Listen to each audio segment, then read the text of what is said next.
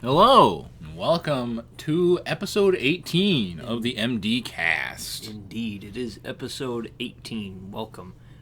Tyler is dead. Yeah, he fucking exploded. He fell in a grease fire. Yeah, the grease fire was caused by us. We told him to cook us up some fucking bacon, started frying it up, suddenly grease everywhere, and he's like, ooh, that's hot! And he fucking lit it on fire, and he burnt to death. He said, ooh, better put a match on that. And then he did, and then he died. Yeah, truly tragic. But now it's just us. Mm-hmm. So it's your usual hosts, Kyle and Eric, the only constants in this dark, foreboding world. I'm Kyle, and he's Eric. Okay. We are drinking Sailor Jerry's once again with eggnog, and I bought more eggnog than we needed because I originally planned out that Tyler would be here, but he died. Yeah, so we have expired. a lot more mix. So we're gonna have to polish all that off. So it's gonna be a drunk episode for sure. It's gonna be a fucking time. We're gonna be wild. And on the way over here, we were just absolutely going mental for no fucking reason. We saw a red fan in somebody's window, and I got very perturbed by it. Yes, these are the kind of things that keep us awake at night. This is what happens when we don't have Tyler to balance out our insanity. Mm-hmm. He's the anchor. Yes, as the only one who's real, he's the anchor in our life. That actually leads into my first topic. You ever think you are like perceiving I spelt it wrong and I couldn't say it right. Perceiving reality differently than you think. Like, we're here And he's in there and we're out here.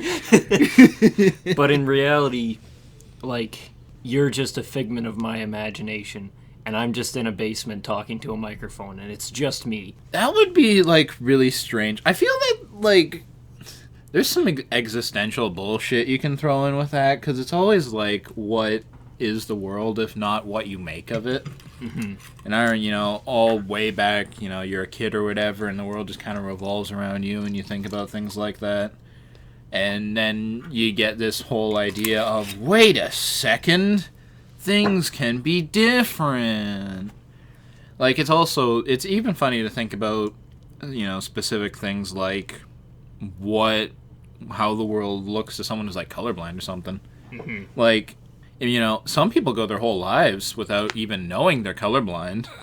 And just imagine you're living your life, and one day someone's like, bro, you're fucking colorblind. You can't see that color, and you look like, what do you mean? That's gray. What are you talking about? Yeah, it's just gray. It's perfectly normal for that to be gray. All those things like that are usually gray. Like, no, that's fucking hercurpulous. Hercurpulous? Yes, hercurpulous. You wouldn't know because you're not a fucking rainbow shrimp. Maybe I am colorblind because I don't know what fucking color that is. Geez, the more you know, right? This is your wake-up call. But I was just thinking about that, and I'm like, what if Kyle and Tyler didn't exist, and I've just been doing this podcast, and, like, all of my coworkers, they just think that I'm some rambling idiot, and they just like, appeared on episodes of the podcast just to, like, appease me or to get me to shut up and stop talking about it. It's a character you put on. It's actually just a voice. Like, I shift over from seat to seat, and I'm like, I'm Kyle. And I'm Kyle. I'm retarded. I mean, well, think, like, also, have you ever, like, stopped to consider, you look at something and say, how I feel about that, or you, like, eat something and say, this tastes the way I like that, I don't like that. And then other people are like, oh, dude, I love how that looks, or, oh, I love how that tastes. And you're sitting there like, how? How can these perceptions be so different on the same thing? The brain is a wacky thing. You will never find two people that are the exact same. Yes. Until you clone them. Even then, though. Because you can clone them and they'll be the exact same at that point. But then you could put them to test, and obviously one will come out in better areas than the other. They will not get the exact same answers or anything like that. Something will change. and then they'll start diverging into their own things. That is true. You will become different folks. They become their own person. I become my own man. Become a warrior. A warrior? Warrior! Of Ultramar. Yeah. Ultramar warriors.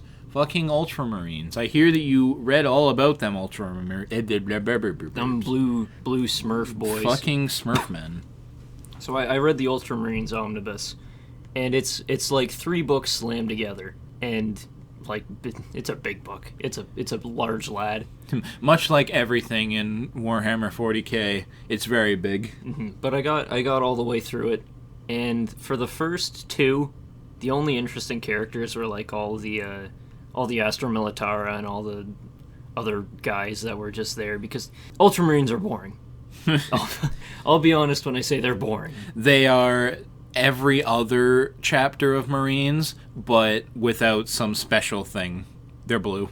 Except their special thing is they are blue, and they are lucky. Yeah, not even by their own creation. They exist solely to rope in fans.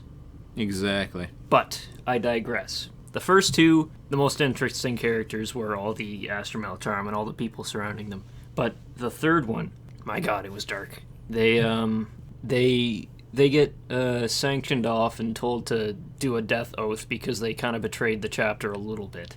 But they have to go to the planet of the Iron Warriors, and they have to destroy something called the Demon Kulaba. And the Demon Kulaba is, okay, mass-produced Space Marines, but you're chaos. How do you do it?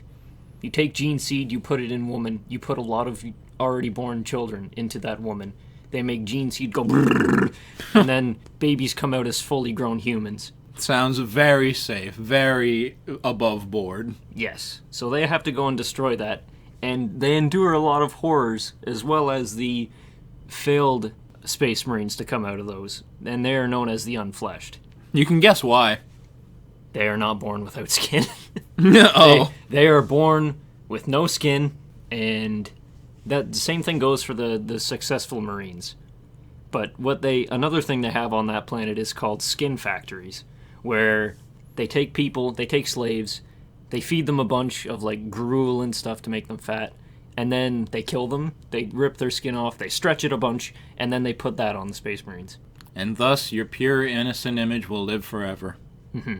But the Unfleshed, since they have a little bit of gene seed in them, they just kind of get thrown out. They're like, you're useless. They get thrown out into the wastes of Mendergard, the planet that they're on, and they're just kind of running around and stuff, and the Ultramarines are like, ugh, monsters, so they run away from them. And then they realize... Really? They run away from them? Yes. Oh, okay. Well, there's only 2 of them. Oh, there are only 2 of them? There's like thousands of the Unfleshed. Okay, that makes more sense. So they run away, and then a little while later, after one of them almost gets fed to a Demon Kulaba, they all fight their way out, and they're almost dead, and then an Unfleshed comes over, and there's a bunch of them all on a ridge, and he says, meat, and they're like, holy fuck, they can talk. Oh shit. So they realize that it's like a tribe, because the strongest one is challenging them. So Uriel, the main character, fights the strongest one, and then they think that one's the strongest one, but then the Lord of the Unfleshed comes over, which is like twice the size of a dreadnought. It just kind of stumps over, and they can tell that it's smart just by the way it walks and looks. But it doesn't have skin. It's still a giant fucking monster, and it's like, I smell Demon Kulaba on you. And the reason that it's smart is because they wafted in enough of the gene seed, which is the stuff that makes Space Marines Space Marines. Mm-hmm. So the power goop? Yeah, the power goop. So it still has all the memories of the Space Marines, so it gets the Unfleshed take the Ultramarines back to their shelter thing, and they're like a tribe. There's a tribe of people without flesh. Yes. And like because they know because they have the gene seed in them, they have the memories of the Emperor. So they made a giant statue to the Emperor, and they're like, Emperor, decide your fate. So they know of the Emperor, and then they side with the Ultramarines and start fucking up the Iron Warriors. And you know what that makes them? It makes them loyalist Astartes. They are technically their own loyalist Astartes chapter. That's fucking great. It's honestly wholesome when you boil it down, because they were like, Emperor hates us, and then Uriel was like, no, Emperor love you, dude. What did they do after that, then? Did they just leave him on the planet? There was only like 3 of them at the very end because they got slaughtered. Oh. But they just kind of hitched a ride through a teleport area, and then you don't know what happens after that. I have to read more of the books. Oh, man, I hope them boys get some skin. Maybe They'll get probably die. Armor. Damn. Just bring them to the Mechanicus. Build them some robo-flesh. That's a bad idea. You know what? Because the saddest part of it all is, you know what would happen? What? They would take the Unfleshed back to like Mendragar or Ultramar or something. Mm-hmm. And then they would be like, oh, monsters, and they would shoot them. Because the Imperium doesn't like mutants or psychers. So they would just be like, disgusting, it's an act against the Emperor, and then they'd shoot the shit out of them. Damn. Even though they are loyalist Astartes. That's fucked up. But I mean, welcome to 40K, Squiddo. I was talking to well, I say talking to. I wasn't. It was just kind of a thing that went out, and the guy was talking in one of the chats like, so, who here is interested in the idea of doing a Warhammer-themed D&D campaign? And I said to him like, hey, that would be pretty rad. And of course, it's like, someone's like, 40K or fantasy? He's like, oh, fantasy. Boring. I mean, that's just D&D. Well, the thing is, it's Warhammer Fantasy, aside from like the specifics of stuff, like how the end times work and the Chaos Gods that are still around, generally, it's just dark fantasy with an emphasis on dark. Yeah. It's just hardcore fantasy. I am fine with it. I do enjoy it for what it is, but 40K is more interesting to me because I just like sci-fi more. Mm-hmm. But I'm like, that would be pretty neat. I don't know anything about it though, so it would be a little challenging. It's honestly just 40K, but without guns. Mm-hmm. And there are guns, just not cool ones. Not ones that'll melt through your chest cavity in 3 seconds. But not explosive rounds.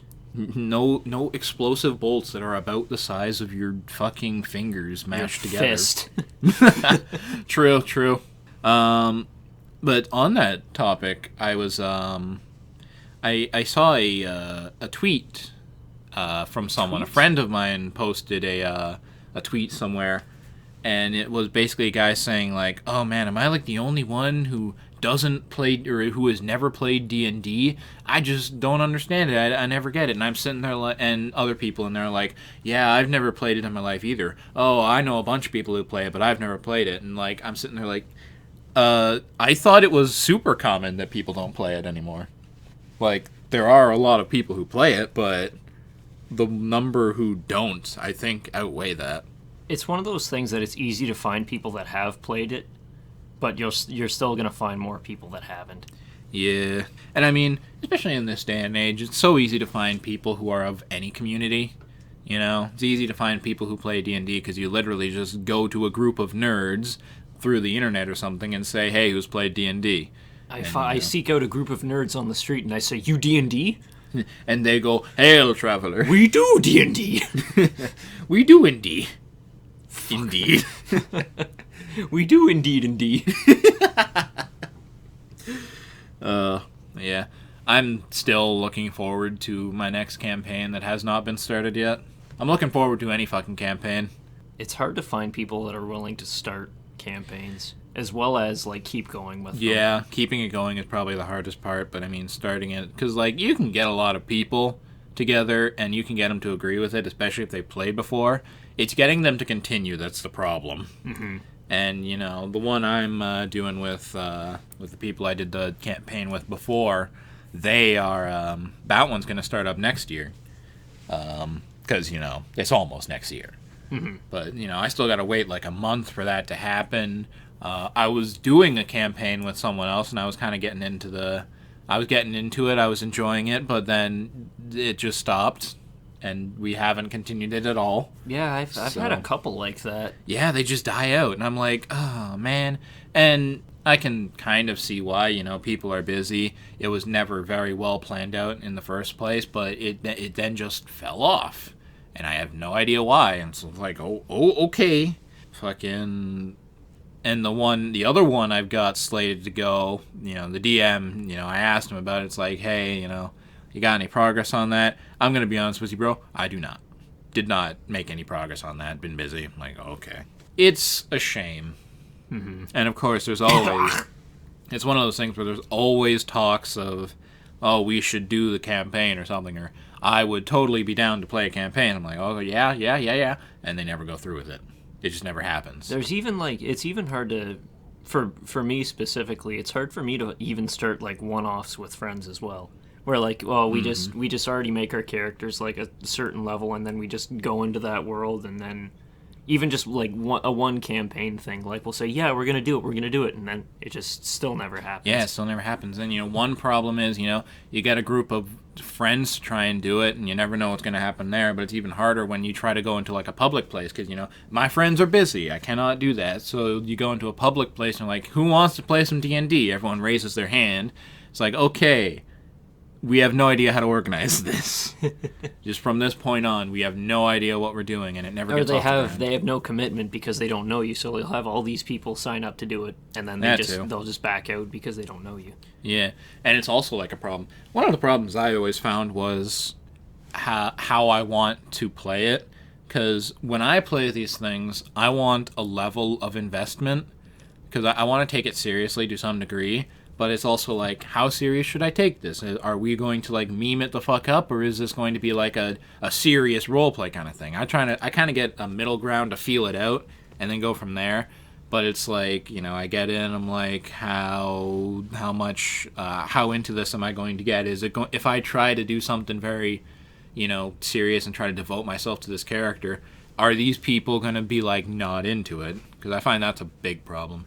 It's the same problem I had in my last campaign. You could tell that some of the people were just, like, not really into the characters they were trying to do. You know, it's like, I am a warrior. Okay, what else? I hit things. I fight. Yeah, and you could see where they try to do things, but at other times they don't. You know, it's beginner's trap for a lot of people. You know, they don't know what they're doing. They don't know how to do it, but... At the same time, it's... When I first started, all of my characters were just me. Like, they were just me, like, my personality and how I would do things, but, like, a mage or a warrior or something. Mm-hmm. And then, when I started having fun with it the most was when I started playing characters that I could actually roleplay and, like, invest myself into. Mm-hmm. Like, Sam's campaign... which we started, but we have yet to do it again, was one of the ones that I had the most fun with, was I was just role-playing a drunk barbarian.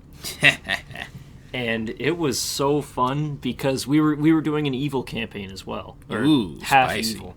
You know, the capability. You're prepared to be evil. So we had a few new people with us, and they were like, they weren't quite sure how to do evil or how to roleplay their characters. So I went in a tavern and I just started stealing alcohol from people, and then somebody tried to threaten me in the bar, so I almost clubbed their head in. You see, that's something I've always wanted to do. I've always wanted to play a character that can be very bullheaded. Mm-hmm. Like, you know, I've always wanted to play as the character who can, at the drop of the hat, I don't like you, fireball. Or, I don't like you, or I'm going to club your head in. Or even just someone who is, like, so dogmatic. You know, this is why I made a paladin for one campaign that's yet to start. Because I want to play a character who is so convicted in the way they live and their belief and shit, that when they see something, they just take control and they're like, alright, I cannot back down from this. I go in now. But it's just so hard to do that with some people, because it's like, you know... If you're going to be the guy who's going to rush into combat or make a fucking encounter like that or go in, you don't know if other people are going to do that. And they're going to be like, whoa, bro, don't do that. Mm-hmm. And sometimes that can be really interesting when players butt heads against each other and try to and kind of play off each other like that. But other times it just becomes, I don't know. The I don't know what I'm only doing. the only other player character that I've ever fought in a campaign was Tyler. That was it. When he was doing a Super Saiyan and I was a Hellborn vampire. And yes. he threw a pot at my head, so I started beating the shit out of him. That was the first campaign you played, right? Yeah. Yeah. And we weren't evil for that one, even though Yeah, we we did weren't. a lot of not great things. Well, that's the thing. We were the chaotic neutrals, you know.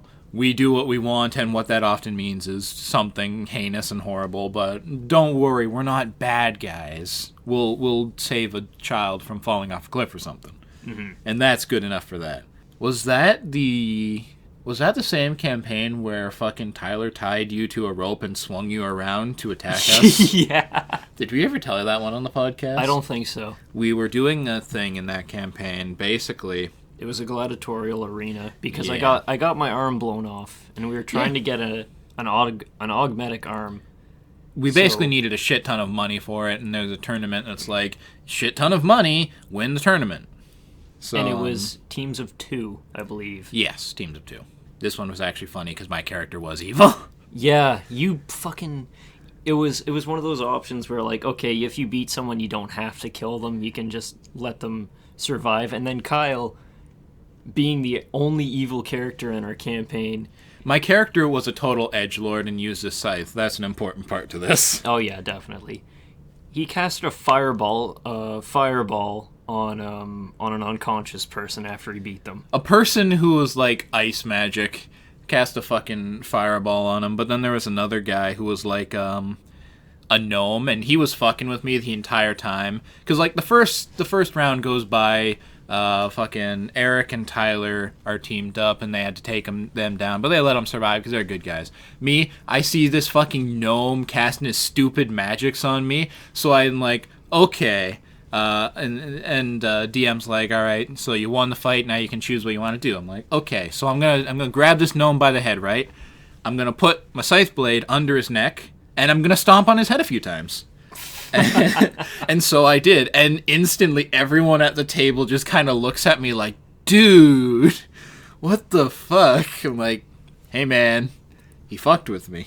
And after that, because the other party, they let me and Tyler win because we were just getting the shit beat out of them. It was a soldier that we knew, and basically a bear. A bear. It was a sentient bear that could speak. It was a beast man bear. Fucking clawed their goddamn eyes out. So he let us win because he understood our situation. Good guy. So me and Tyler ended up fighting Kyle and Connor after. Final round. We could choose to let each other survive, and whoever won, we were going to use the money to get the prosthetic arm. Mm-hmm. So we decided to just have fun and just we decided see to who actually do a little fight. So me and Tyler, we've always had some very pro strats. This was not one of them. Tyler, he grabbed a rope and he tied it around my legs, and I decided I'm just going to hold my sword out and stay straight as a board, and he would swing me around like a mace.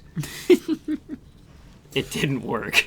He goes swinging, and he actually gets it going, so he's spinning him around in circles like, oh shit, how are we gonna get close? So I sit there, I'm like, alright, I have a long polearm weapon, so I fucking reach under him, cut the rope, and he flies into the fucking wall. And so he's sitting there with his sword jammed in a wall while me and my teammate, we just go up to fucking Tyler and kick the shit out of him. Oh, it was a good time. That was a good time. That was the last session was the mystery one. Yeah. After that. But that was like the second last session. It was an enjoyable time. Oh yeah. It was a good campaign. Yeah. Alright, next topic. Was there ever a not scary game that scared the shit out of you? Well, I've always been a fucking pansy. I've always been very bad with a lot of stuff. Usually the stuff where something follows you. But I remember when I was a kid, you're a kid or whatever, and you'd play Flash games. And I remember playing like those silly, escape the spooky basement, whoa, and they weren't They weren't scary, but I was fucking terrified of them because I was a dumb, stupid kid. Where'd the cap go? The cap is over there. Okay. But, God, I remember I actually did play a few, horror games. They weren't necessarily scary games, but they were horror. I remember one I took over to a friend's place, and his mom wouldn't let us play it because it was too spooky. I think I know which friend that was, but I will not say the name. Yeah, you know him, so. But, a non-scary game that scared me. Sadly, things like Mario 64 were before my time, so I can't claim the piano. But, Wolverine's Revenge. Wolverine's Revenge. Did you ever play that one? I have never even heard of it, actually. It was an X-Men game, and you played as Wolverine. And the whole plot was like, you play as Wolverine who escapes his weird facility shit where all the experiments happen, and in 2 days you're gonna die because they put a failsafe in you and it's gonna kill you. So you gotta go and figure out how to stop that. The first chapter is you escaping the facility. Mm-hmm. At the end of it, you find you come across a bunch of you're going through. You've got music. You got guys with guns going, "Take them down!" and throwing grenades at you and stuff. And you cut them up with your claws, and then suddenly the music goes low. And it just changes to the slow, ominous shit. And you see this fucking shambling man with like a huge claw hand walking towards you. And you hear Wolverine in his fucking melty chocolate voice. He's like, "Abominations, fucking spooky things, failed experiments meant to be the kind of shit that I was going to be used for." And for that entire chapter, these things fucking terrified me. Because they were these slow, shambly things that did a shit ton of damage and just cut you up. And you would be walking around listening to the low music and just they'd come out of nowhere. Only one at a time, maybe. But even after that, the chapter after that was where you get in a plane crash or whatever in the mountains. And this is where I first heard of one of my favorite mythological creatures. There was a Wendigo? Yes! You remembered. In this chapter, you crash in the mountains, and they have like really well-made loading screens that have a different image for each chapter. And in this one, it's Wolverine just kind of crouched on top of what I thought was like a barrel of hay or something like that, and there were like skulls sticking out of it. But then I found out it was the hairy back of a giant fucking Wendigo. And eventually, in this, you kind of go through this horror section where you come down. There's corpses everywhere. And you see this thing basically like eating people. I'm like, that's fucking terrifying. So you have to run through some dark places and shit. And eventually you come across it and you actually have to pick up people and feed it to them. What the fuck? Yeah, you pick up live people and you fucking throw them at him and he fucking eats them and runs away. And if you do not do that, he blocks the path forward. And if you try to, attack him or run into him, he just picks you up and fucking eats your chest. What the fuck? It was whack. And, it's not a horror game. It wasn't scary retrospectively, but when I was a kid, that was fucking horrifying. When I was a kid, I had The Matrix Path of Neo. And that one had, like, it had, for the cutscenes, a lot of them, it just had clips from the movie. Like, it was one of those movies. Can you pass me that current of Ignote? Yes. I meant one that had stuff in it. Fucking. It had, but it had all the movie cutscenes in it, and some of the scenes, because I was still young when I played it, but it had the scene where like Neo's mouth was like melting shut, and they took the little fucking centipede thing out of his stomach. Ugh. Those scenes kind of freaked me out, but gameplay wise, the one scene that I remember playing and it scared me the most was one of the levels where you're on a rooftop and you have to save Morpheus. And Morpheus's heartbeat is like, it doesn't give you a timer, but it gives you his heartbeat. And like it would go from green to orange to red. And I remember like I couldn't beat it because I was young and stupid and I couldn't figure out how to beat the agents. I feel that. So the timer was just going, and Morpheus was like yelling, "Neo, help me," the entire time, and I would always get really freaked out anytime it went to red. And like, I never actually beat the game or even saw what would happen if it went to red, because I would always run over and turn the PS2 off before Morpheus died, because I didn't want to see what would happen. It's just like, it becomes like a fucking creepypasta scene, like, bloodshot eyes, Morpheus. Morpheus, bloodshot eyes. You didn't save me, Neo. Now you will die. Another one that was fucking freaky to me. It's an old Spider-Man game, and I'm pretty sure it was just called, I think it was just The Amazing Spider-Man. But I used to play that one, and that one terrified me on different levels. This was back in the days where Venom was able to turn invisible. Oh, because that was a thing he could do. And I actually really like Venom in that game, because he's just this fucking goof. He's this big goofy man who talks in a growly voice and is spooky. But there's one level where you go into the sewers. First of all, gaping black abysses where you have to swing along and land on like pipes and shit. Horrifying. But beyond that, there's a level where you're in the subway and you have to fight Venom. And he would turn invisible, and then he'd come uninvisible, this big hulking man with pointy teeth, and he'd fucking beat the shit out of you. And if you fall off, he'd fucking laugh at you. But that was terrifying. Another level in that was terrifying for really specific reasons was one where you're in like a water place, and there are like whirlpools of water, and if you land in them, you have to watch like a short cutscene of fucking Spider-Man just drowning in this fucking whirlpool. And as someone who does not like water, that was fucking horrifying. And it was very claustrophobic. But the biggest one, the one that people know this game for, was the final boss, which was Monster Ock. And it was where Carnage had mixed with Dr. Octopus. And what? You basically are stuck in an underwater facility, and you have Monster Ock chasing you. Imagine Carnage with giant, Dr. Octopus tendril things, and it's long hallways, and you've just got these doors are shutting to try and block him out, just blast doors, and he's breaking through them, and you have to run through the hallways as fast as you can, and there's a bar at the top showing where you are and where he is, and you can just see the jumps where you'll get ahead, you're like, I'm ahead, fucking right up against you. And the worst part is he fucking screams at you.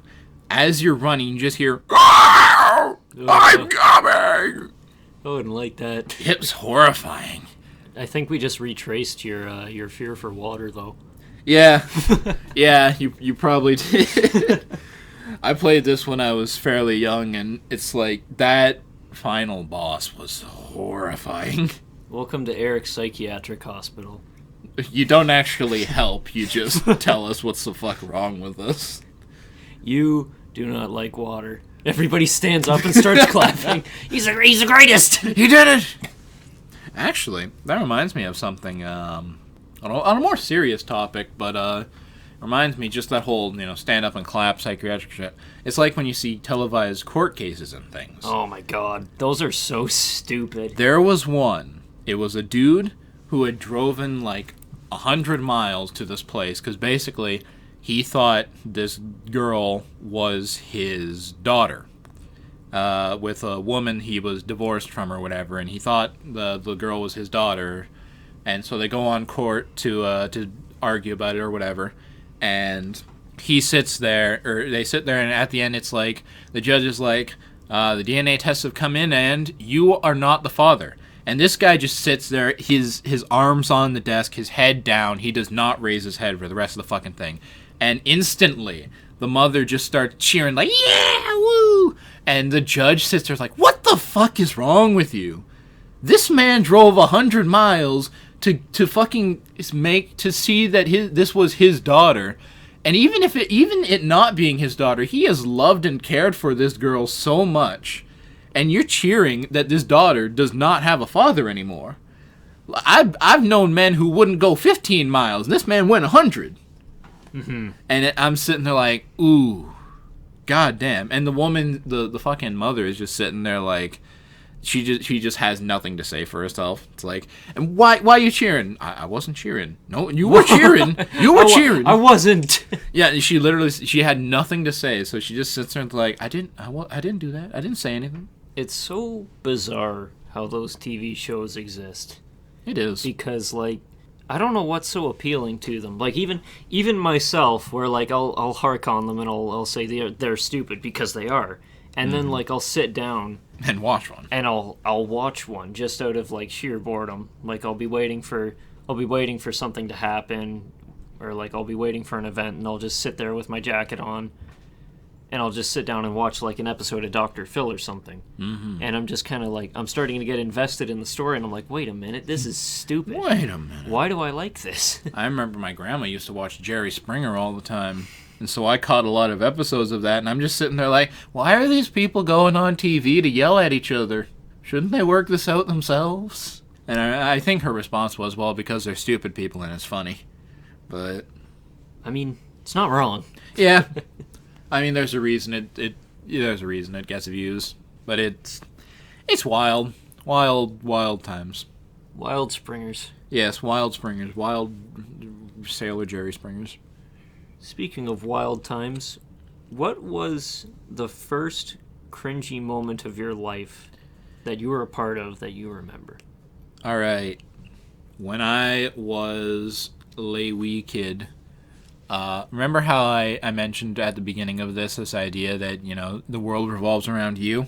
Mm-hmm. When I was a kid, I had a bad habit of staring off into space as if you're staring off into the camera of a show. You know, the unseen camera that's documenting your life. Mm-hmm. And I remember when I was a kid and I'm staring off into the camera, fucking smiling because I'm the main character of my own tale. Someone notices and they're just like, what the fuck is with you? And I sit there and I'm like, oh my god, what the fuck is with me? You were having your Truman Show moment, and then they just came in and said, I'm the director. Yes, and I still remember that to this day. I'm like, my god, kids are dumb. That's my old cringe. You were having an existential crisis, and then they just brought you back to reality. Another one that I was reminded of because of this morning. Have you ever been like, you're just waking up from something and you make like a loud snoring noise, but you're not even sure if you actually made the sound or not? Mm-hmm. And then you try and remake it when you're awake just to see if you could have. This morning, I wake up and I just make this loud snore sound like, and I sit there, I'm like, did I just make that sound? I don't know if I just made that sound. That sounds really weird. I don't even snore. Like, what the fuck is with that? And that makes me think back to a time, I was still in college, it was like a year ago.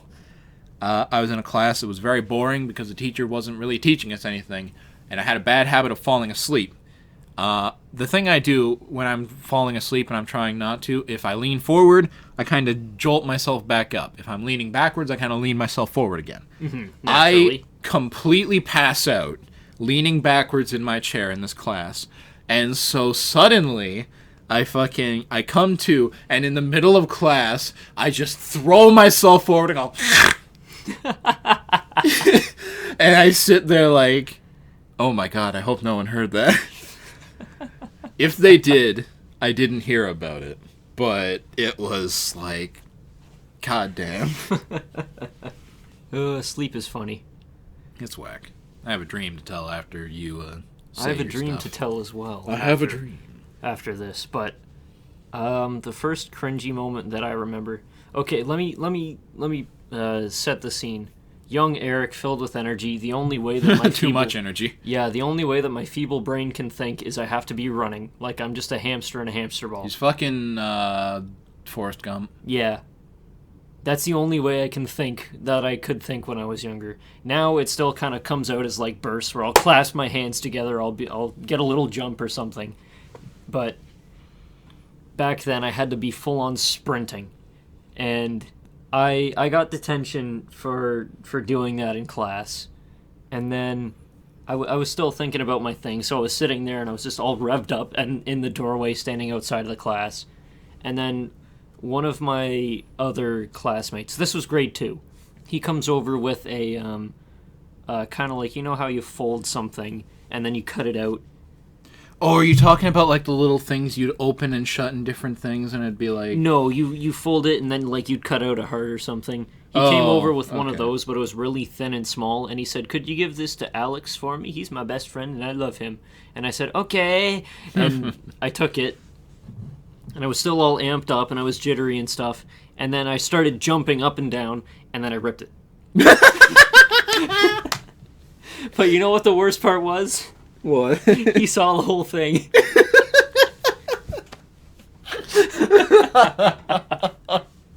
He was like, Eric, why? And I'm like, I'm sorry. And then I was trying to think of a way to apologize, so I started running around in a circle with it still in my hand. Oh, no. You ruined that friendship forever. They've never spoken since. Oh. Okay, what's your dream? Okay, I had a dream last night that was very sporadic. Various things happened. The uninteresting part was I was on a bus, and I get off, like, by a river, and there's a bridge or whatever, and I fucking find Tyler at the bus stop, which is not uncommon for real life, which is why this was weird to me. But he's like, "What the fuck are you doing here?" I'm like, "I'm taking the bus!" So we walked over to the next bus stop and got on a new bus.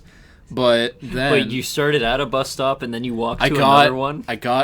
It was kind of weird because he was waiting at the bus stop and then we just walked to a new one, so I guess he missed his bus. But I was on a bus, got Still off... just sitting there.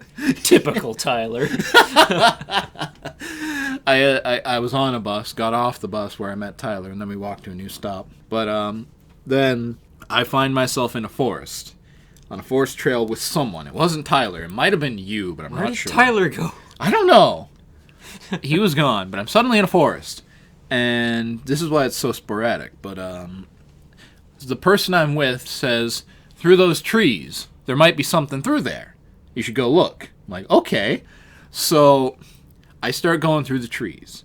And there's not very many trees. This is the weird thing about my dreams. Whenever I dream about forests and trees, I go through a very short bit of trees, and suddenly I'm somewhere different. Just completely different. We're going to the bush dimension, Morty. We're going to the bush dimension, Morty.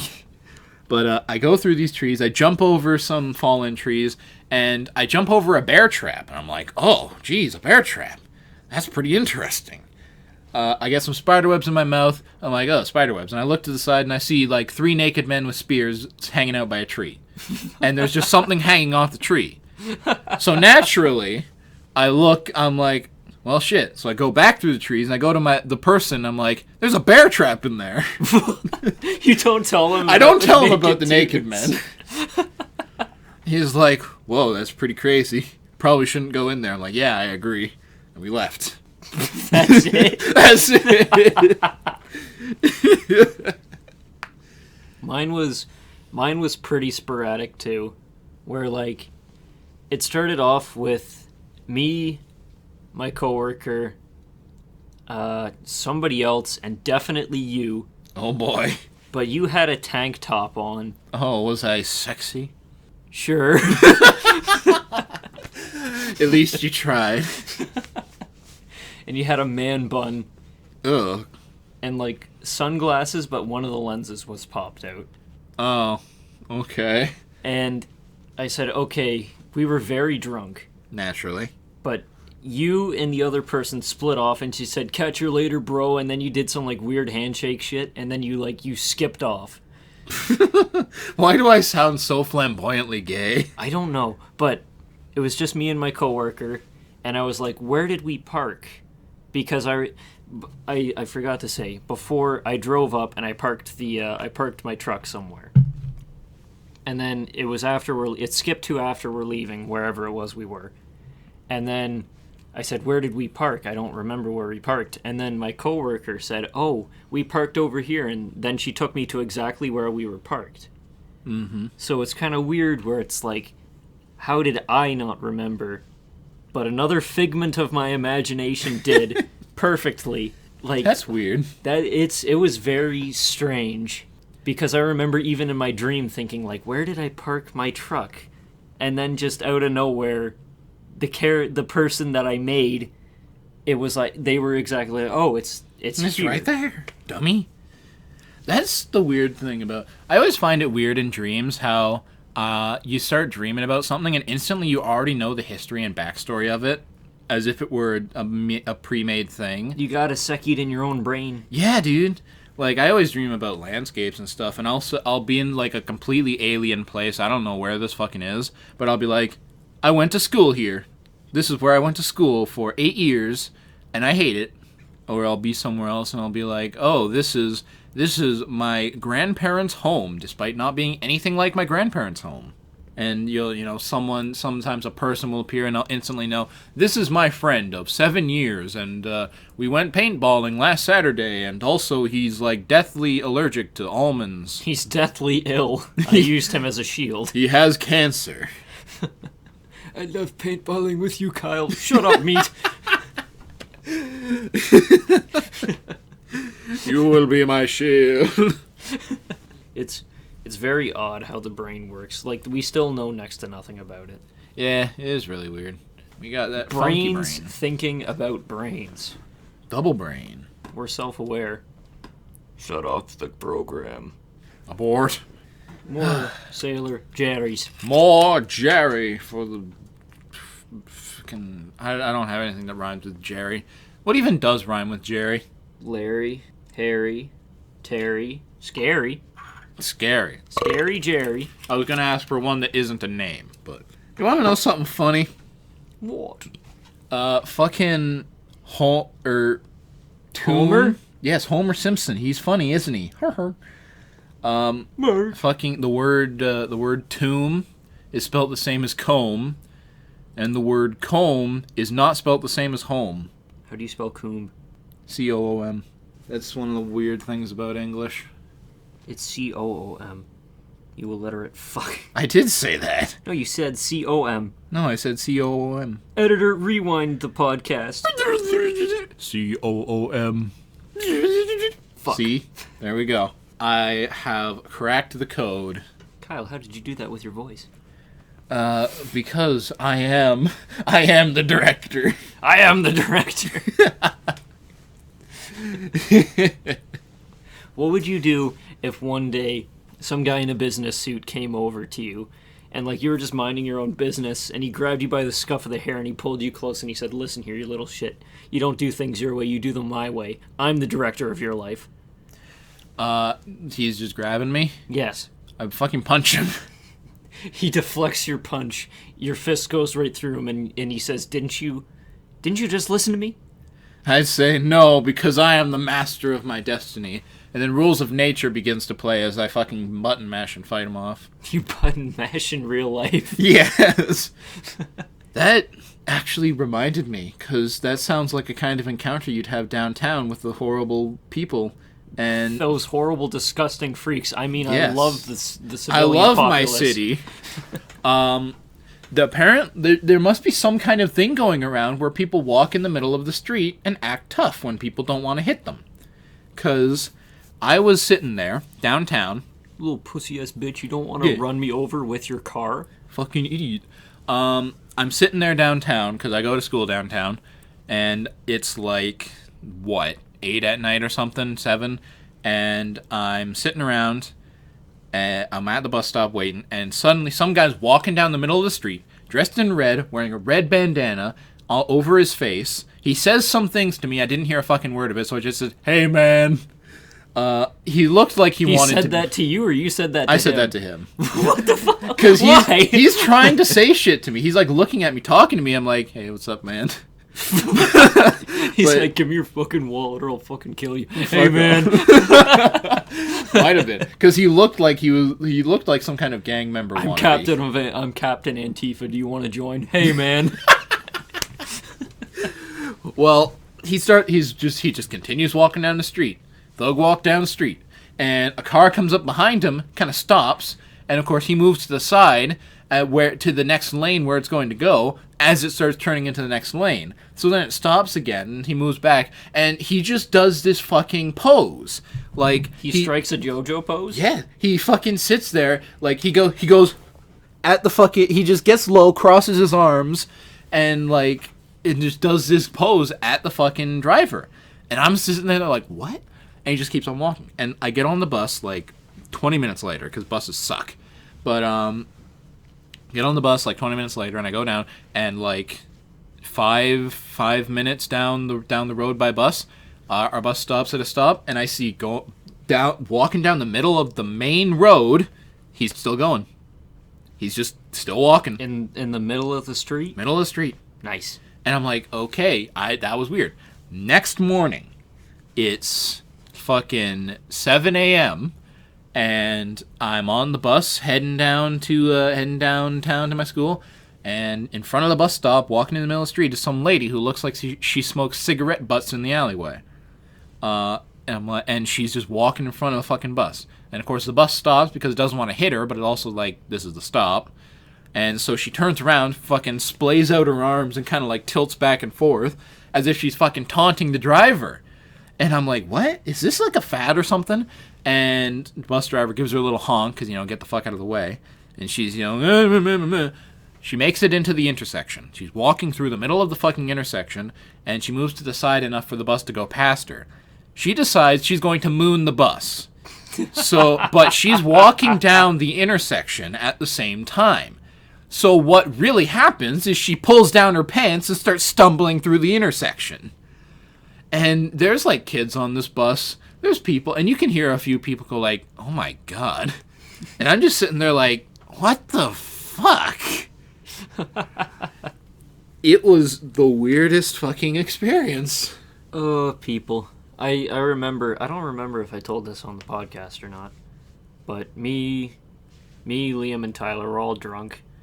Our buddy Cam is driving, who was sober, and we stop at a Tim Hortons downtown, and then out of the corner of my eye, I see a figure emerging from the darkness in the parking lot, and it's just... It was Ra's al Ghul. No, worse. It was just some old lady, tits down to her fucking ankles, carrying a baby stroller, and she was naked.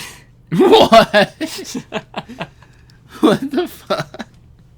And I see it first, and I just look over to everyone, and I point. I jam my finger against the glass of the car, and I'm like, and they all look over, and they're like, what the fuck? What? Whoa. Whoa. Bobby. Bobby, there's a goddamn naked lady outside. Goddamn. Hillary, put your clothes back on. God damn it, Clinton. Get out of here.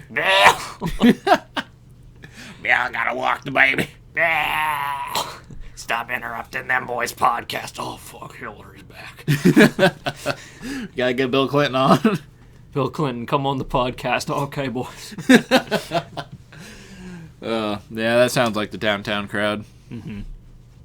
Downtown Wurbin Lurbin. Okay, Kyle, picture this. Picturing. You're on your deathbed. Okay, good. Your start. son approaches from the side. He flanks you. He kneels over, and he says, "Father, I'm here." What do you say to him? What are your last wholehearted words to him, this son that you've raised your whole life? Is he a good son? He's a very good son. Give him something simple and heartfelt. Be like, my son, you are a man I am proud to call my son. And then I'd reach under my pillow and I'd pull out the pie and I'd put it in his face. He would lean back and say, "Hey, man."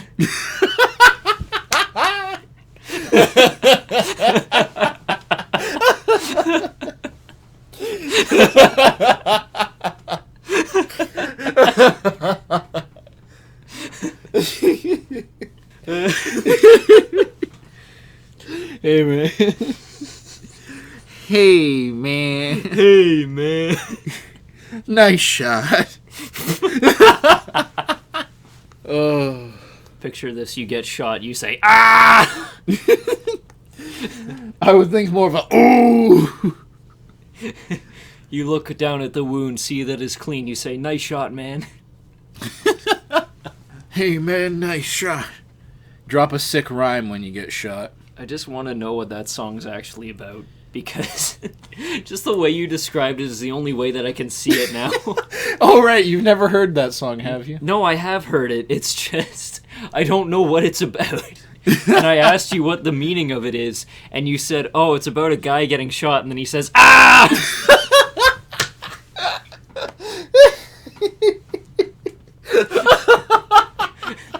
For those that don't know, the song's literally called Hey Man, Nice Shot. Yeah, because in the fucking middle of the song, he goes, it's like, and that's why I say, hey man, nice shot, man, whatever. And then it's like drum solo, and it goes, hey man! So, that's some good audio right there. So I just describe it because this was totally what we were playing Splatoon. Yeah, we were playing Splatoon. And I just describe it like a man gets shot, and he goes, argh!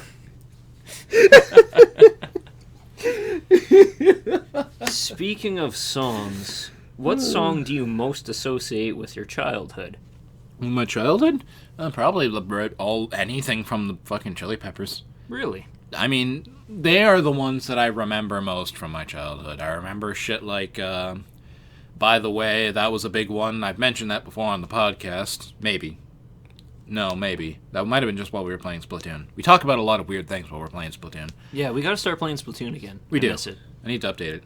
But, that's, fucking, that song that I just mentioned is one I certainly remember a lot from my childhood. Fortune's Faded is one of my favorite songs by the Peppers, and it's a song I really like in general.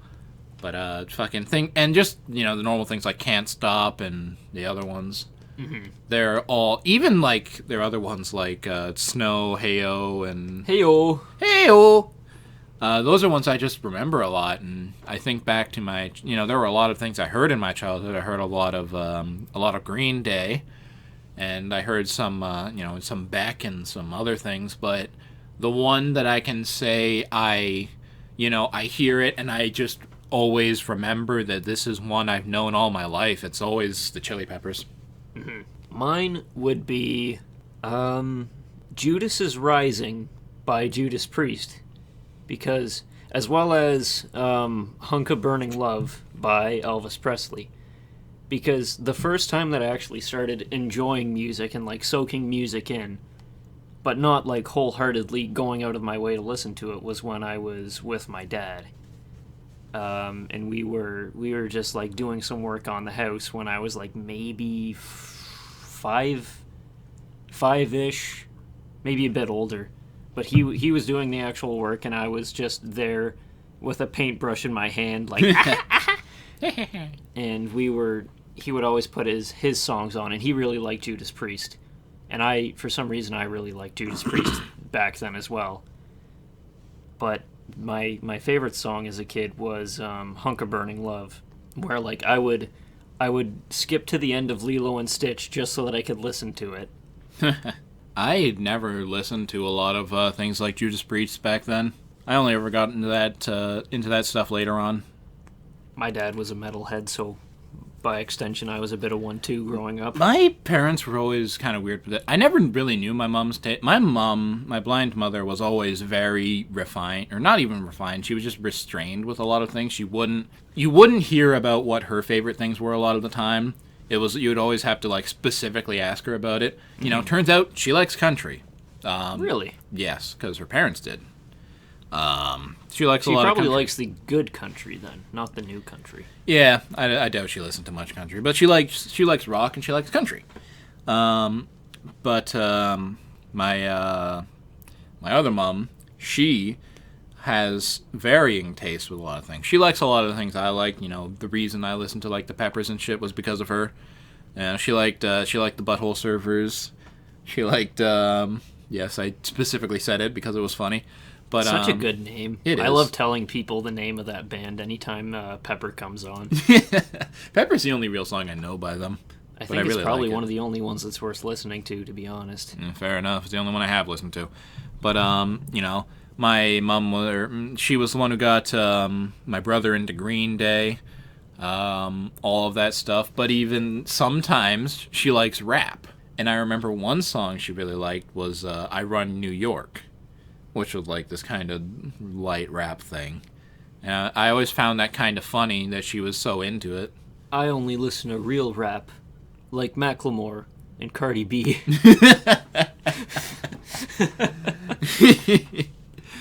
Yeah, but I just found it funny because my mom is just a dork. She's a fucking nerd.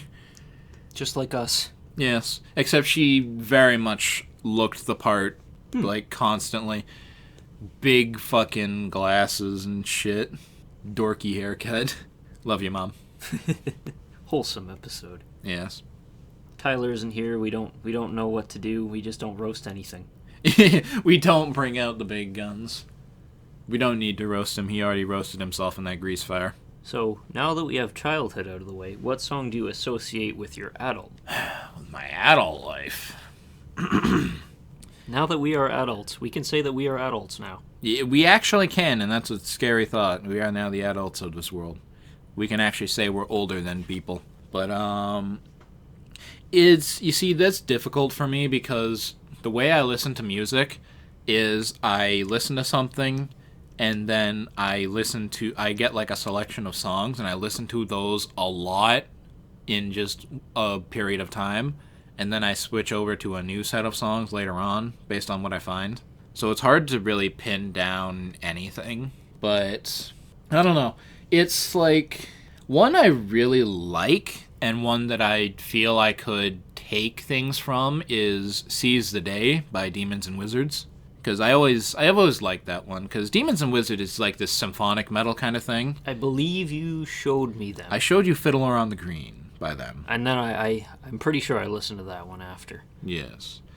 But Seize the Day is one that I really like. You can obviously tell what it's like from the title alone. Mm-hmm.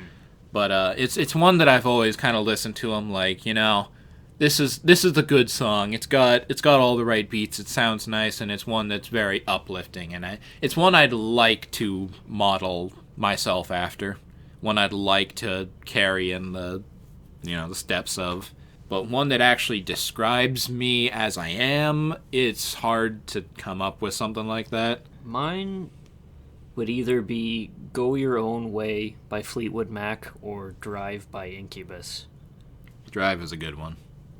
Because I'm currently I won't go too much into details, but I'm at a bit of an impasse in my life where some stuff isn't going right, and it's stuff that I don't have control over. But all I can do is keep going, so might as well. And Go Your Own Way, too, it's not necessarily me now, but it's definitely me maybe a year ago, when, like, high school ended, people start kind of drifting apart, and for a time, I didn't really know what I wanted to do or was going to do. So I just kind of drifted around with my friends, saw and did things that I didn't necessarily want to, but I just went with. And then I realized that some of them started doing things that I just wasn't into. So I kind of drifted away from them, and I found my own path, and I found my own other set of friends that I really like. Mm-hmm. And my own niches and stuff that I like doing. And then I was like, wow, for the first time in my life, I feel like my own person. And here I am. Here we are. Actually, that makes me think of two things. One that probably like a cliche to say, but one that I like to think I can kind of follow with is Simple Man. You know, Leonard Skinner. Ah, yes. You know, I like to think I'm a fairly simple person. You know, I don't try to complicate things when I can. I try to keep it going. You know, bad times will come and they will pass, etc., etc. But another one that I feel a lot recently, especially because I am more of an adult now and I talk to people who are younger than me, is Enclave by Sonic Syndicate. Oh, I haven't listened to Sonic Syndicate in a while. Yeah, they're kind of, you kind of go in and out with them. Mm-hmm. But Enclave is kind of like it's a very melancholy song, despite them being like a pretty heavy metal band.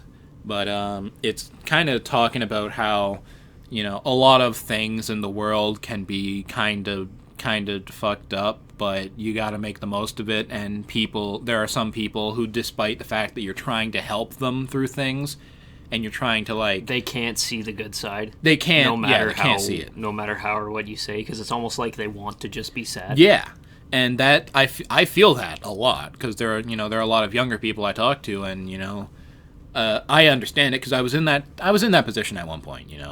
I've been in the sad zone because I was young too. And, of course, not to say that I'm some wizened adult. I'm not. But, I have reached a point where I can look back and say, despite all the bad, it ain't so bad. But, I've talked to all these people that don't seem to see that. And I remember I was talking to this one guy recently, and it was like excuses for why he's so sad and setting up these expectations. And I'm sitting there saying, it sounds like you're giving these reasons why things are the way they are when they really don't have to be, or you're making up these excuses based on, incorrect things, or, someone who doesn't deserve the kind of effort you're putting into them is making you do this. And I'm listening, and that's kind of a big part of the of Enclave. The main course of Enclave is I'm trying to teach you something, but you turn away. Mm-hmm. I'm trying to show you the path, but you walk astray. And it's I don't know. It's one that I certainly feel. Yeah, definitely. Because I remember recently as well, I was talking with one of my other friends, and he was really down in dumps, in the dumps and shit. And one of the things that he said was, "Why do bad things happen to good people?" And for the longest time, I never really heard an actual good answer from that, so I just blurted out, "Bad things happen to every people." Yeah, bad things happen to everyone. Bad things happen... You could say, why do bad things happen to good people? Why do good things happen to bad people? But why do bad things happen to bad people and good things happen to good people? Things happen to people. It's just things happen. Things happen to people. Good things happen to people. Bad things happen to people. People happen to people. Yeah. No people happen to people. It's whack like that. It just be like that sometimes. It really do. Honestly, as much of a joke as it was, it just be like that sometimes actually kind of changed my life a little bit. I mean, I'm going to be honest. That's kind of my attitude on a lot of things. Some people look at life with great optimism. Some people look at it great pessimism. I sit there and say, it is the way it is a lot of the time, Sometimes things go bad, but, they go bad for everybody. Sometimes things go really well, but I always try to keep myself humble and say, well, things go well for everybody, Let's not get complacent with that. But it is actually a pretty solid way to look at things, if you ask me. Mm-hmm. Some people will tell you that you're selling yourself short or not doing things to the greatest, but, whatever. I'm happy. I'm content. Indeed. Okay. I got my gasoline jerry can. My brother blew himself up and his 2 kids. Oh, shit. Have you seen that video? No, I haven't. It's really fucking weird. Like, it's a buff dude, and he just has a jerry can in his hand, and he's like, I got my jerry can. My brother blew himself up and his 2 kids, and then it just ends. And really? Then it got popular, and he started making a bunch more like that. Oh. And you can tell it's just going to be a trend soon. It's going to be the exact same way that the guy was like, "This is how you eat a Big Mac," and then some guy comes up behind him and slaps the big man out of the What the hell, man? And then you start seeing that guy everywhere. Mm-hmm. Like, he's still around. That actually reminds me of some shit that happened. I remember one near where my brother lives nowadays. There was someone who was a drunk driver, crashed into a man's house, and the house exploded. Story. This story shook London. Yeah, it was kind of fucked up, and I remember my mom was talking about it a lot, because it's like, how fucked up is it that you make a stupid decision and you blow up someone's house? That's the one thing about drunk driving that's the worst, though, because most of the time when you get in an accident with a drunk driver, you will be the one that would get fucked up the most, because the drunk driver's limp.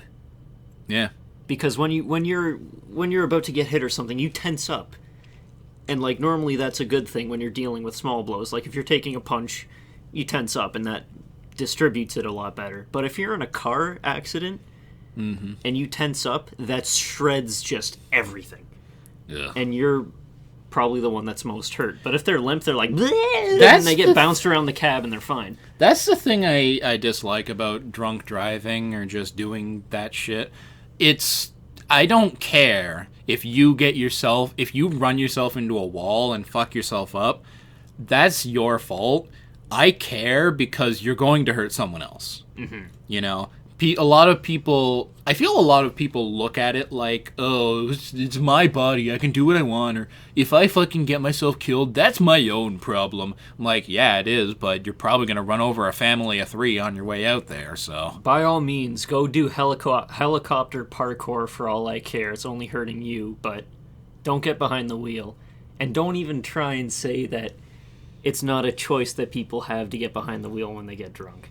No, it's a choice, all right. Because never in my life have I thought, okay, I am fine to drive after I've been drinking. Because I will not even get behind the wheel if I have a single drop of alcohol in my system. I'm past the point where I'm allowed to drink a little bit and drive, I think.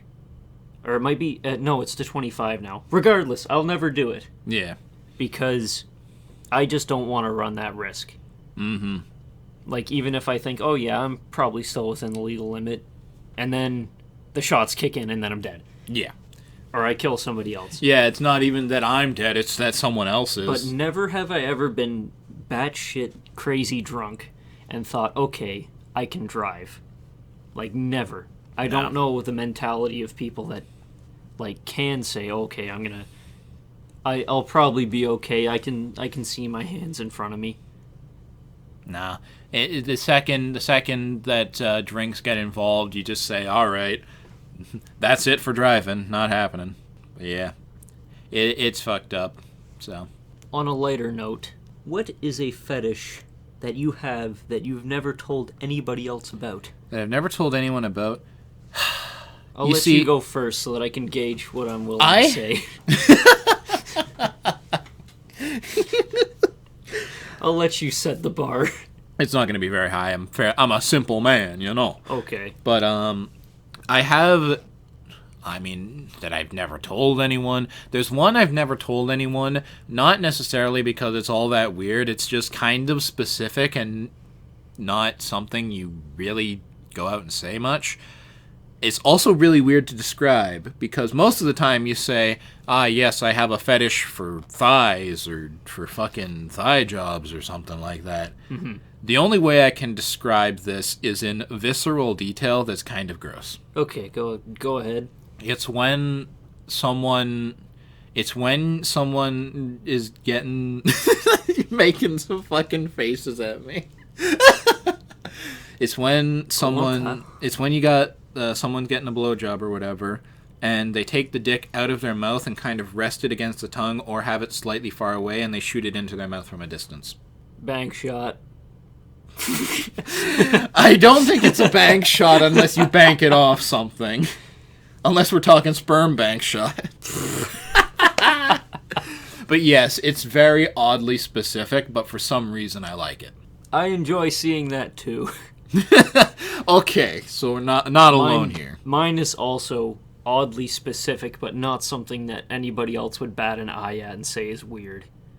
Or maybe they would. But you know what hot pants are? For the sake of argument, just tell me. Okay. They're like really short jean shorts. Okay. And it would be when a girl doesn't have underwear on. And then you can just see... You can see the bottom of their ass through the back of the shorts? Yes, and you can also see the Virginia because they have the button undone and the zipper undone. Okay, yeah, I see what you mean. I would rather see that than fully naked, and I don't know why. It's weird like that, ain't it? It truly do be like that sometimes. It's one of those wacky things. I've never been into, like, jeans or jean shorts or whatever. One thing I've always liked is... nice jeans, Daisy Jeans, makes her jeans go jeans, jeans. Jeans. Fucking... I've always liked, like, fucking, like, sitting positions and shit. where someone's sitting and then the girl sits on top or whatever. Or like lotus position. Haha, cultured. But for some reason, I like it when they wear skirts while doing that. That makes sense. Yeah. I don't think that deviates from the norm either. It's not crazy. It's just one of those it's just really specific. Ladies, don't get fully naked. Leave something on. Leave your clothes on. That's how you get your man going. This is how you jeans your man. Did you know that they named jeans after the sound they make when the pant legs rub together? That's not true, is it? It's not. Good. I'm wise to your tricks. I don't know. Maybe they named it after Gene Simmons. He was the inventor of jeans. It's Gene Simmons again. What lead singer of he is Kiss? Yeah. He kissed his jeans. Yeah, goodnight. he kissed jeans. Did Kiss ever wear jeans, or did they just wear leather? I don't know. I've never looked at their pants. They made a country album one time. Yes. Have you ever heard that one country album that is just a bunch of country singers singing, like, songs that are supposed to be really stupid country songs? Singing Christmas songs? No, like, have you ever heard Piss Up a Rope? No. It's this country song that's supposed to be ridiculous and stupid, and it's like a guy who's like, stupid wife, haha, and for some reason he's telling her to piss up a rope, whatever that means. And I guess the entire album was supposed to be just this country parody album where they get country singers to sing really stupid songs. Nice. And that reminds me of Wheeler Walker Jr. Wheeler Walker's pretty good. Wheeler Walker is profane country. Redneck country. Redneck shit. I caught myself singing that at work. A little too close to my managers. Eating pussy. Kicking ass. And I'm throwing rocks at cripples and a laugh when they get hit. I love fucking eating pussy, kicking ass. And I remember I introduced my southern friends to it. And they're like, I like this song. I'm like, uh-oh. Uh-oh, stinky. Uh-oh, stinky. Because then it just deviates into sucking dick and kicking ass. Yeah. Lift up the skirt, I knew that something was wrong. Where there's supposed to be a pussy, this girl had a dong. But I was bored, and so I paid anyway. And I already paid the fee. His dick and I kicked his ass. Eating pussy, sucking dick, and kicking ass. That's what I do. That's what I do. One of the podcasts. One of the podcasts I listened to actually had him on it. Wheeler Really? Walker. Yeah. It was the official podcast, which is fairly well known. You know Critical? Yes. YouTuber? Yeah. He does a podcast called The Official Podcast. Hey, what's up? This is Critical. Yeah, what's up, guys? It's Critical here. But he did an episode with Wheeler Walker on it. It was actually pretty interesting because he doesn't really know how a lot of this stuff works. And I remember they were talking about streaming and stuff, and he's like, hey, so what's all this streaming stuff about, And they're like, oh, yeah, you can stream, like, anything. It's like, so I could just, like, stream, playing a guitar? It's like, oh, yeah, there are people who already do that. He's like, oh, shit, I should get my manager on that. I'm like, hell yeah. Good man. And apparently... Captain Southern Comfort. Yeah. What I learned from listening to that was apparently people see him in the street and they call him the Fortnite Man. Oh. Because I guess he looks like a Fortnite character. Oh. It's fucking ridiculous. He's like, what the fuck is a Fortnite? Good stuff. Do I have any other topics? I can't remember. Do you? I do not know. Oh yeah, I just titled this one Falls Photo. I showed you this today because I took it today. Oh yes, the falls. I went to Niagara Falls today with my family. I got dragged there. Niagara Falls. Yeah, it goes upstream this time. But got dragged there with my family, and you know how people take pictures with the Leaning Tower of Pisa where they'll be like, they make it look like they're pushing against it and they're holding it up? I decided that I'm going to do that to like a bunch of other monuments and big places in the world when I go to them. But I'm not going to do it where I line them up at all. Like I'll be standing like maybe 3 feet away from the perspective that would make it look like I'm holding or pushing something up. So I just took this really derpy picture of me trying to push against the falls, but half my hand is above it and the other half isn't pushing against anything. So I'm just standing there like an idiot. And I posted it to Instagram, and I think that some of my friends on there think I'm retarded. Because they either don't get the joke, or they just know how I am. Fucking got him. I was only pretending to be retarded. You see, I fooled you all. I fooled the world. It's been a long time since I've been to Niagara Falls. You're not missing too much, honestly. You I see mean, it yeah, once, aside from water. You don't need to see a lot of things twice. Did you know about the falls barrier? The boat barrier down there? No. I didn't know about this either for a long time, but apparently, way back when, there was a boat. And it went, and it got fucking caught in the falls or whatever. And it was going to go over, but apparently got caught on some rocks, and it got stuck there. So they basically had to, they had to airlift people off of the fucking boat, and they got everyone off, but they couldn't get the boat out, so they just left it there. And it basically, just sunk down or whatever. And it's so there's this old boat at the top of the falls just stuck there. And it just stayed there for so long, corroding and shit. And I remember the, storm that happened, not too long ago. Apparently it, knocked it slightly loose. But there's, so little left of the boat, it's just, this rusted sheet of metal under there. Huh. And I didn't know it existed. I'm like, wow. That's pretty whack. The way that you started telling it, it sounded like something that would have happened a long time ago. Yeah. But then you said airlift, and I'm like, what? This was recent? How did I not hear about this? No. Well, I mean, I think they were airlifted. Well, Point probably is, have to have been, because they couldn't have gotten another boat that close. That's what I'm thinking, right? Can't swim upstream either if it's able to almost knock a boat off. Yeah. And so apparently there's just this big chunk of metal corroding under the water at the top of the falls, stuck in some rocks, and apparently it got loosened a bit. What if we kissed on top of falls barrier? What if we kissed in the barrel going over the falls? What if we kissed on the moon without spacesuits? Yeah.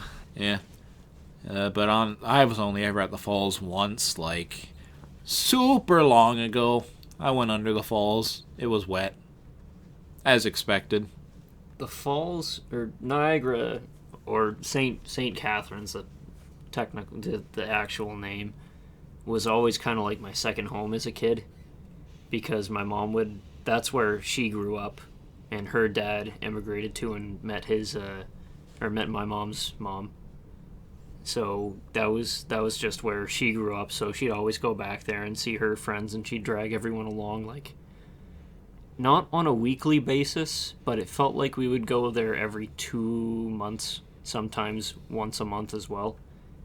So I was always very, very present in Niagara. So I've seen almost everything there is to see there. Mm-hmm. Can't count on one hand the amount of times I've seen the fall. The fall disease.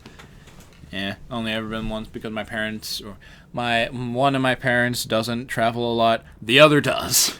And it's funny because my brother moved out, he lives with his fiance and whatever, and it seems like every other week that we hear about him driving over to fucking, Toronto or something like that, and I sit there, I'm like, Jesus Christ, you can tell who took after one parent and who took after the other. Because I don't like going places, and I live with my mom who does not like going places either. It's kind of funny to think about that. I don't know how people can just hop from one city to the next, I don't know either. I very much so like London, as awful as as an unenjoyable place as it is. I shouldn't say awful. Before the city of London listens to the podcast and is like, hey, they send their hit squads in for us. Yeah, they're fucking heroin. Okay, I'm gonna stop talking. But I like staying here because everything I need is here. That's what I think. Obviously, there are problems here, but for the most part, I've been pretty all right. And all I need to do is hop on a bus, and I can really go to anything I need. I can get to the other side of the city, and I can go to a bookstore if I want. I can go to a fucking grocery store. I can walk down to the drugstore. I can walk down to any restaurant I want or something like that. I feel there's everything I need here, and I've never felt like I want to be someplace else. And people talk about, like, one thing I always found funny was listening to Connor talk about things. He'll talk about being in whatever end and how, East End, full of gangs, full of crime. It's a horrible place. You don't want to be here. I'm sitting there like, man, I've been here like all my life. I haven't really noticed anything crazy. I've seen some things happen or heard of some things, but I've never anything that's like, I gotta get out of here. And like, that's where, to put in context, that's like the worst city, or the worst part of the city we live in. It's not a great place. And it was funny. God, were you there when we met Asian at McDonald's? Yes. Okay. You weren't there on the way back because we cabbed back, but I remember we took it to Tyler's place, and then I guess he lives farther up the street from where I live, kind of where Connor used to. And he's going up the street, and he's constantly saying, like, man, I'm glad I got you here because I don't want to get shot. And I'm sitting there like, dude, it's not that bad. It's only a few ghettos.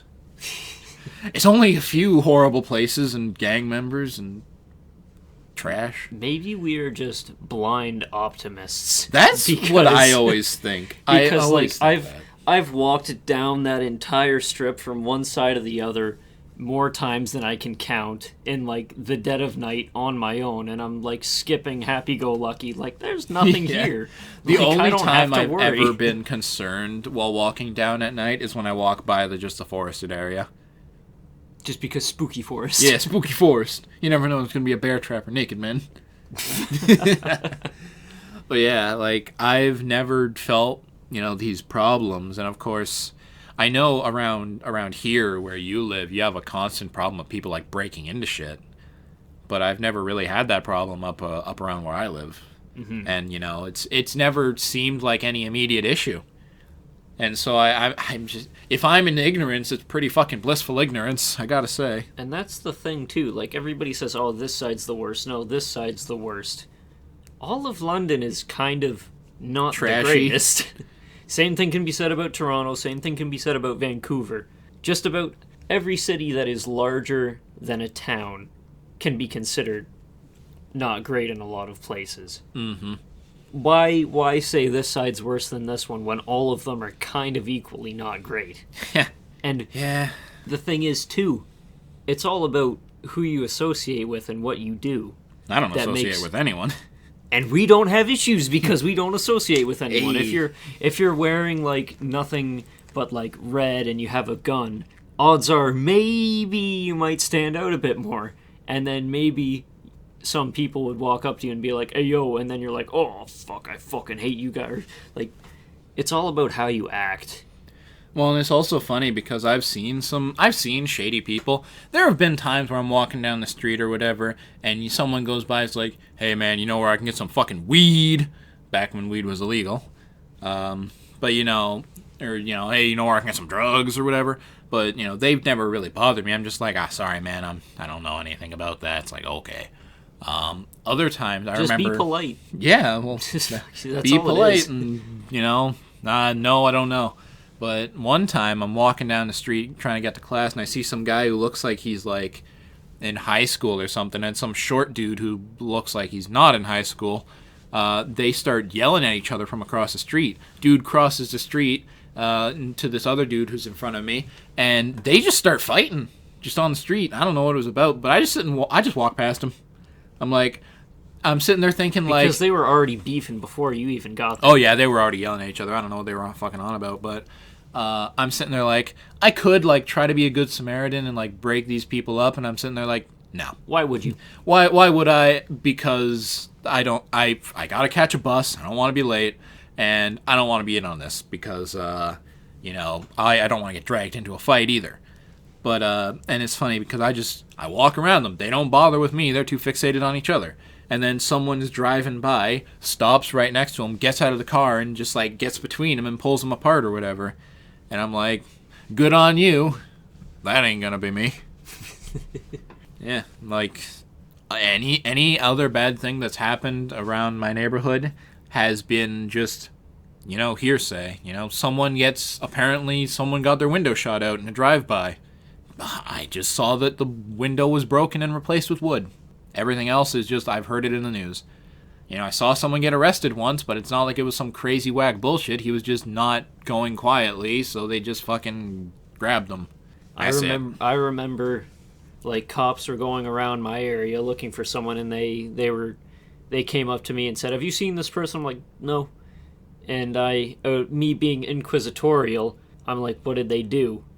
And they said, "Oh, they bent a stop sign out and just threw it on the ground." I'm like, "Oh, okay. That's not that bad." And then I walked away.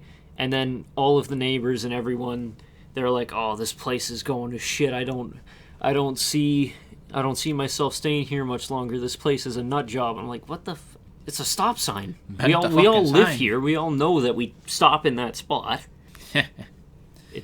It's not like it's the end of the world. This world isn't crumbling around us. Yeah. Not everything is as bad as people make it out to be. Yeah. And I find it funny because me and my mom, we're like the paranoid type of people who worry about things when we really don't have to. But it's like, I don't feel the need to worry about a lot of these things. Such is life. Yeah. Such is life. I remember a while ago when I was getting pizza with Connor. We're walking back down the street and some black guy runs across the street. "Hey man, can I have a slice?" Like, no. Oh. He left. There's the peak of my problems. I remember it's always just kids. Like, that's the main thing. It's just kids doing dumb stuff. Because I remember, this place wasn't the greatest when I was younger and dealing with kids that were in my grade, where, like, I'd have to run to the milk store and get the dedicated milk store. Yes, it was called Max Milk at the time. But I'd run there, grab a bag of milk, and then I'd run back, and then the neighborhood kids there, they'd be like, "Hey, yo, give me that milk." Did they really? Yeah, they did. I don't know what they would do with it, but me being a little shit, I was like, if I can't have it, no one can. So I swung it over my head and I slammed it on the ground and it fucking exploded. And then I just walked away because they were like, "Well, fuck, okay." Well, shit. Okay. I didn't know we were dealing with an autist. I prefer auteur. But, like, stuff like that happened, and then when I got older, there were kids roaming around on bikes, and they were like, "Oh, it's the bitch squad," and they were just yelling at me and my friends, and we just kind of ignored them because, like... they aren't going to do anything. They're wanting us to fight them, so we're just not going to fight them, and then they're going to leave us alone. Yeah. And that's how it worked. worked. They did. And then we all grew up. Yeah. It's just young kids doing dumb stuff, and now we're old enough where if it's just me, or if it's just you, and we're walking home one night, and there's a few kids roaming around, they aren't going to try and pick a fight with an adult. No. Because why would they? I don't know. Either we're going to call the police or we're going to kick their ass. Two very appealing possibilities. But yeah, good times in the town. Good times in the city. This city, built on rock and roll. And just like every city, the lights have to turn out. Good night, everyone. This is the end of the podcast. Welcome. Thank you for coming to MDcast. Welcome to part 2 of episode 18. It's starting now. Episode 18, Act 3, Intermission 4. Good night. Welcome.